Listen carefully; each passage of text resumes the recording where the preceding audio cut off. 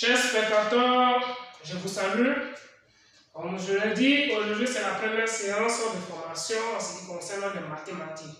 Comme je vous l'ai dit que cette chaîne, elle était dédiée aux mathématiques, à la physique et à la chimie.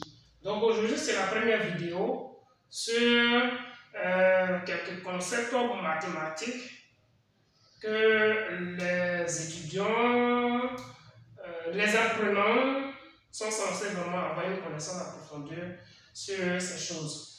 Donc, aujourd'hui, je vais vraiment m'intéresser aux élèves du 3e en particulier, mais je pense bien que les autres niveaux, que ce soit la seconde, la première, la terminale, même ceux qui sont les étudiants à l'université, peuvent vraiment tirer profit des enseignements que je vais essayer de donner tout à l'heure.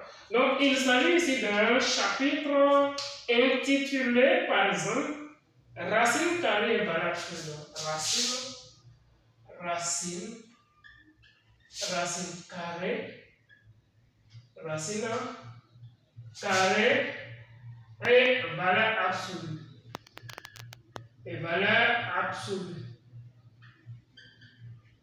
Ok, donc pendant ce programme, ce que vous allez remarquer ici, c'est qu'ici, il y a des connaissances que je vais essayer de vous apporter. Donc ici, je vais vous parler de la racine carrée et puis de valeur absolue, comme vous voyez, je viens de le signifier. Donc ici, le rapport qui existe entre ces deux notions mathématiques, tout d'abord, vous devez comprendre ceci, que la racine carrée, par exemple, est une machine qui sert à fabriquer uniquement que des quantités positives.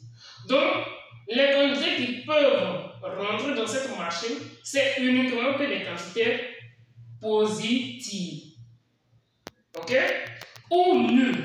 Donc, voici un peu comment est-ce que ça fonctionne. Donc, ces quantités positives ou bien nulles, lorsqu'elles rentreront dans la valeur absolue, sous le radical de votre machine qui est là, qui est considérée comme la fonction racine carrée, vous devez comprendre ceci. Que la quantité qui entre, elle sort 1 se diminuant. Ça va? Donc, elle va sortir 1 diminuant. Donc, l'élément fondamental, c'est que c'est un symbole. C'est ce symbole-là qui représente en réalité votre racine carrée. Donc, c'est un symbole que vous voyez là. Donc, on peut écrire comme ça, par exemple, vous pouvez écrire comme ça racine carrée d'un nombre. On suppose que ça, c'est un nombre. Mais vous écrivez ça à condition que votre A soit supérieur ou égal à 0. Donc, c'est à cette condition que vous pouvez écrire racine carrée d'un nombre. Donc, si le nombre A n'est pas un nombre positif, alors vous n'avez pas le droit d'écrire la racine carrée de ce nombre. Donc, voici un peu comment ça fonctionne. Donc, pour ce faire, il y a un certain nombre de règles qui rentrent dans l'exécution du travail. C'est-à-dire qu'il effectue des opérations, tous ces éléments. Aussi, il y a une chose capitale que vous êtes censé aussi connaître en tant que passionné de mathématiques. Vous devez savoir ceci, que lorsque ce nombre qui est là, lorsque vous l'élevez par exemple au carré, c'est-à-dire que cette fois-ci, on va donner la racine carrée de A par exemple au carré. Donc, puisque notre nombre A est au carré ici, la condition, si c'est un nombre qui est déjà au carré, que le nombre A soit négatif ou bien positif, ça ne change rien. Donc, pour ce faire, ça va vous donner simplement valeur absolue de A, comme ça. Et votre valeur absolue de A qui est là, peut donner deux quantités, bon, selon le choix du nombre A, bien sûr. Donc, effectivement, vous pouvez avoir ça comme ça. C'est-à-dire que valeur absolue de A ici, le A qui est là, si c'est un nombre positif, immédiatement ça sort A. Donc, si A est supérieur ou égal à 0. Maintenant, si c'est un nombre négatif, le nombre A,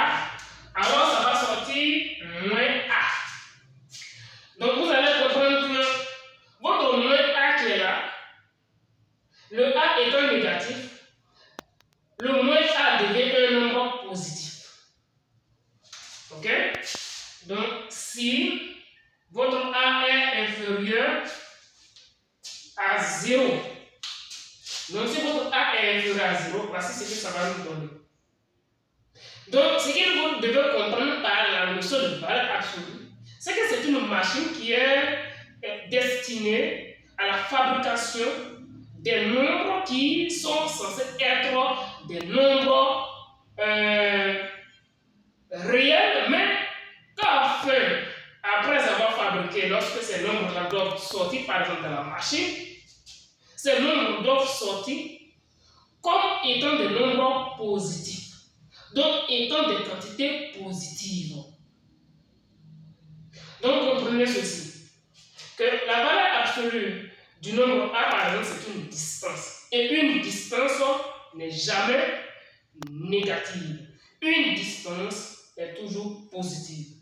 Donc voici un peu ce que vous êtes censé comprendre à ce niveau. Ok, donc voici un peu. Donc on va poursuivre un peu. Donc il y a des calculs que vous pouvez vraiment réaliser aussi en ce qui concerne la notion de racine carrée. Donc vous pouvez faire le produit des racines.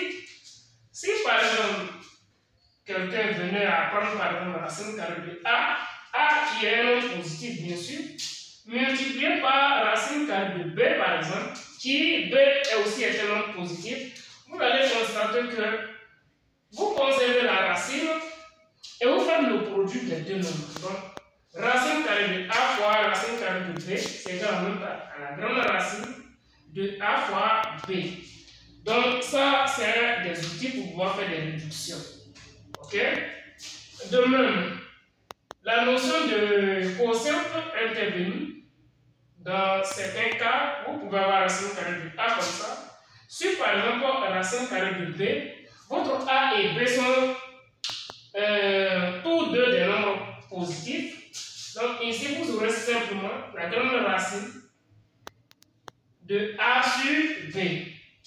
Donc, ça, c'est une égalité. Donc, ça permet de faire des transformations afin de pouvoir vraiment s'orienter mieux quand il s'agit des calculs. Okay. Donc, hormis ça, il y a par exemple une chose de ce genre que vous êtes censé connaître étant vraiment des élèves qui sont pas des examens.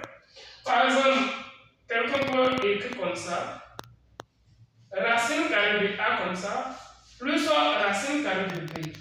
Ça, il faudrait que les élèves, vous qui êtes apprenants, vous puissiez comprendre que ça, c'est pas la même chose que celui qui va écrire par exemple racine carrée de A comme ça, plus B directement.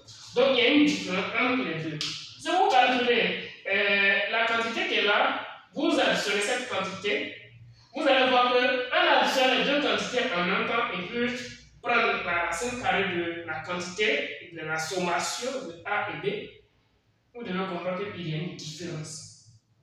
Donc, en ce moment, vous ne pouvez pas prétendre que racine carrée de A plus racine carrée de B soit égale par exemple à racine carrée de A plus B. Donc ça, c'est une erreur que vous êtes censé vraiment éviter. Donc, pour ce faire, c'est le nécessaire qui est là. Tout ce qui est nécessaire que vous puissiez comprendre. Mais en ce qui concerne par exemple la notion de racine carrée, c'est que vous devez savoir qu'il y a des carrés parfaits et il y a des carrés non parfaits. Ok? Donc les carrés non parfaits, on pourrait par exemple les considérer comme des carrés imparfaits. Ok? Donc les carrés qui sont par exemple parfaits, vous devez comprendre que lorsque vous allez multiplier ce nombre-là par lui-même, vous obtenez une chose comme ça. Par exemple, si je prends par exemple 2 multiplié par 2, comme 2 et 2 sont deux nombres identiques, il suffit simplement d'écrire 2 et de le lever par exemple à une puissance. Mais cette puissance n'est rien que 2 lui-même. Puisque 2 se répète 2 fois. Donc la puissance ici indique plutôt l'élévation de votre 2 ou bien la répétition de votre terme 2. Donc voici un peu comment les choses fonctionnent. Donc si vous tenez compte d'une telle logique, étant donné que votre racine carrée qui est là, par exemple, lorsque vous écrivez racine carrée de A et que vous élevez ça au carré, vous allez voir que ça fait racine carrée. Puisque quand on écrit racine racine carrée d'un nombre, ça veut dire que c'est le nombre élevé à la puissance 1 demi. 1 demi qui est un nombre rationnel. Donc, ça fait racine carrée à la puissance 1 demi multiplié par 2. Donc, vous allez voir que vous faites 2 fois 1, ça fait 2, 2 sur 2, ça fait combien? Ça vous donne combien? Ça vous donne plutôt 2 sur 2, ça fait 1. Donc, A à la puissance 1, ça vous donne votre A. Donc, voici comment est-ce que les choses fonctionnent. Donc, chers partenaires, chers spectateurs, je pense que c'est la chose la plus importante à retenir sur la notion de racine carrée et de valeur absolue qui est là. Donc, je pense que je vais réaliser des vidéos où je vais vraiment passer à une phase pratique pour vous. Donc, chers abonnés, n'oubliez surtout pas de laisser un commentaire s'il y a des choses que vous aimeriez, par exemple, approfondir votre connaissance là-dessus. Je suis toujours fier d'être là et de vous donner le meilleur de moi. Donc, merci et à la prochaine fois.